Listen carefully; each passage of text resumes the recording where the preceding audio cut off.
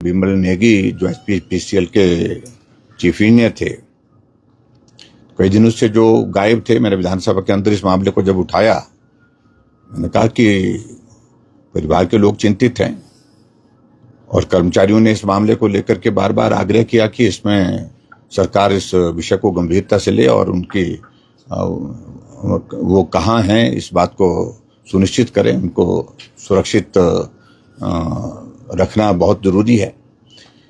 ऐसे में अभी जो घटना घटित हुई है और उसके बाद कल शाम को मालूम पड़ा कि भाई उनकी डेड बॉडी रिकवर हुई है। अब प्रश्न ये पैदा होता है कि ये हत्या है या आत्महत्या है।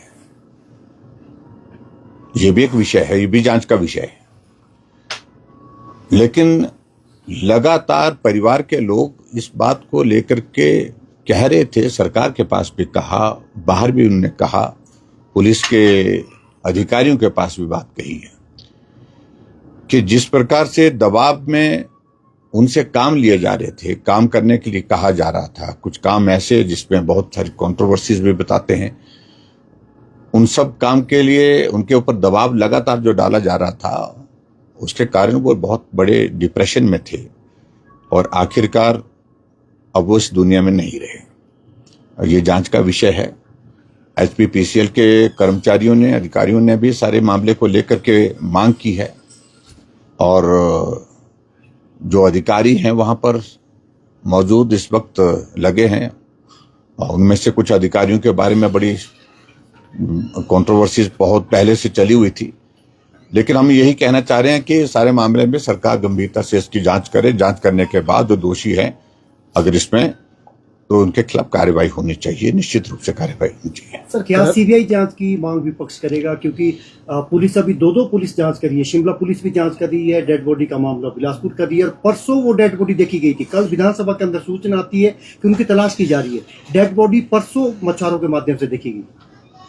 मैं इस बात को लेकर पहले भी स्पष्ट कर चुका हूं कि ये मामला जिस तरह गंभीरता से लेना चाहिए था सरकार को, शायद नहीं लिया गया।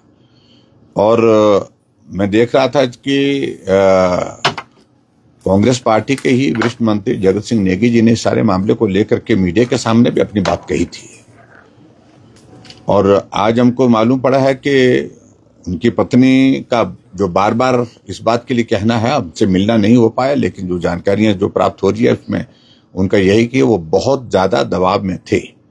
और इस सिलसिले में मुझे जो आवश्यक लगता है, एक तो इन्वेस्टिगेशन होनी चाहिए, फिर इन्वेस्टिगेशन होनी चाहिए।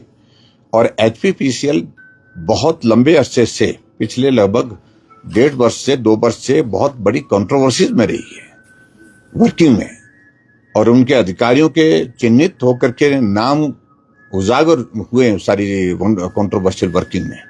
तो ऐसी चीजों में मुझे लगता है कि कहीं दबाव के चलते ऐसे हालात पैदा तो नहीं हुए कि जिसके कारण वो आत्महत्या करने के लिए विवश हुए हैं। ये भी एक प्रश्न लोगों के बीच में है।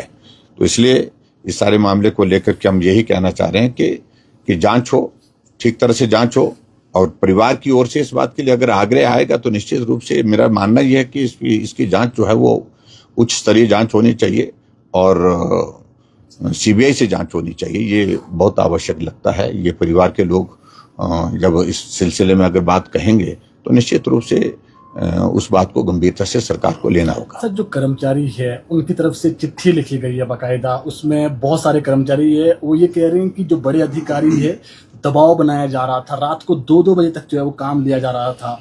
तो कहीं ऐसा तो नहीं है सर कि जो प्रेशर था और उसके चलते इतना बड़ा जो कदम है वो उन्होंने उठाया है? देखिए, मैं इस बात को लेकर पहले भी कह चुका हूं कि ये एचपीसीएल जो है पिछले काफी समय से कंट्रोवर्सीज में रही है।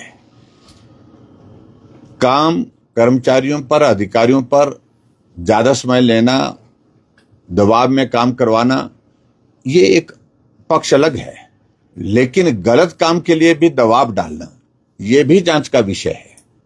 सही काम के लिए ज्यादा समय काम करने के लिए आग्रह होता रहता है, क्योंकि जो टारगेटेड प्रोजेक्ट्स होते हैं उनको पूरा करने के लिए कई बार इस प्रकार से कहा जाता है।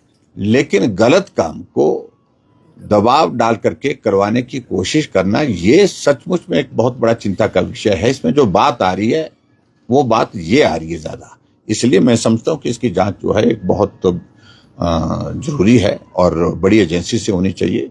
और इस बारे में मैं स्पष्ट कह रहा हूँ कि सीबीआई इसकी जांच करे तो मुझे लगता है कि उचित रहेगा। जो अधिकारी वहां पर है, क्या जांच उनके रहते हुए क्या उनको पदों से हटाया जाना चाहिए? क्योंकि जांच तब तक निष्पक्ष नहीं हो सकती। ऐसे आशंका कर्मचारियों ने भी जाहिर की है कि वो प्रताड़ना की जाती रही है कर्मचारियों की। इस तरह की आशंका उन्होंने भी जाहिर की और पहले भी विवाद उन अधिकारियों से जुड़े रहे। मैं पहले कह चुका हूं इस बारे में, मुझे लगता है बार बार कहने की आवश्यकता नहीं। ये बहुत बड़ी कंट्रोवर्सी इसमें रही है एचपीपीसीएल, उनके अधिकारियों की जहां पर पोस्टिंग की गई थी उनकी वर्किंग की वजह से, और बहुत सारे गंभीर आरोप लगे हैं। बहुत सारे गंभीर आरोप के साथ साथ में बहुत सारी चीजें जो है वो मीडिया में सर्कुलेट हुई थी, गुमनाम पत्र भी थे। तो इन सारी चीजों की इन्वेस्टिगेशन बहुत आवश्यक है। मैं सिर्फ इतना ही कहना चाह रहा हूँ। सर, दूसरा मामला भी कानून व्यवस्था से जुड़ा हुआ है। कल भी आपने सदन के भीतर उठाया था भिंडरेवाला के जो पोस्टर और वो लगाए जा रहे हैं। कल भी खर्ड़ में एक एचआरटीसी की बस रोकी है, पथराव हुआ है। मामला लगातार बढ़ रहा है, किस तरह से देख रहे हैं? सरकार, पंजाब सरकार से बात करने में अभी तक उस तरह से गंभीरता नहीं दिखा रही है। मैंने इस संदर्भ में पहले भी विधानसभा के अंदर अपनी बात कही है। मुख्यमंत्री जी को तुरंत जो है पंजाब प्रांत के प्रदेश के वहां के मुख्यमंत्री से बात करनी चाहिए और सौहार्दपूर्ण माहौल को रिस्टोर करने के लिए प्रयत्न करने चाहिए। पंजाब के लोग हिमाचल में आए, हिमाचल के लोग पंजाब में जाएं और सुरक्षित होकर के और आनंद के साथ वो हिमाचल प्रदेश में अगर घूमना चाहते हैं घूमें। लेकिन कानून व्यवस्था सरकार की जिम्मेवारी है। कोई गलत करता है तो निश्चित रूप से उनके खिलाफ कानून के मुताबिक कार्रवाई होनी चाहिए। मैं एक उदाहरण देता हूं कि एक घटना घटी थी हमारी सरकार के दौरान। विधानसभा के बाहर जो है धर्मशाला में भिंडरावाले के पोस्टर लगाए थे और खालिस्तान के नारे लिखे थे।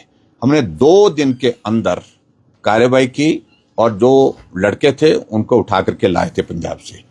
मुझे लगता है कि जहां कानून व्यवस्था की बात आती है उसको गंभीरता से लेने की आवश्यकता है। और अब तो चिंता का विषय हो गया कि हिमाचल के लोग दिल्ली जा रहे हैं, चंडीगढ़ जा रहे हैं, पंजाब जा रहे हैं, तो बसों को रोका जा रहा है, बसों को तोड़ा जा रहा है।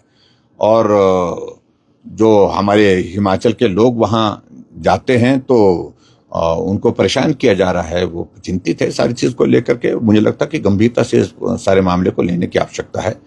और हिमाचल प्रदेश में भी जिस प्रकार से पंजाब के नौजवान आकर के यहाँ कानून व्यवस्था को खराब करने के लिए कुछ ऐसी बातें कर रहे हैं जो नहीं करनी चाहिए। आप आइए, घूमिए, रहिए, आनंद के साथ रहिए, लेकिन कानून तो कानून है। कानून का उल्लंघन करने की इजाजत नहीं होनी चाहिए। मैं बड़ा साफ कह रहा हूँ।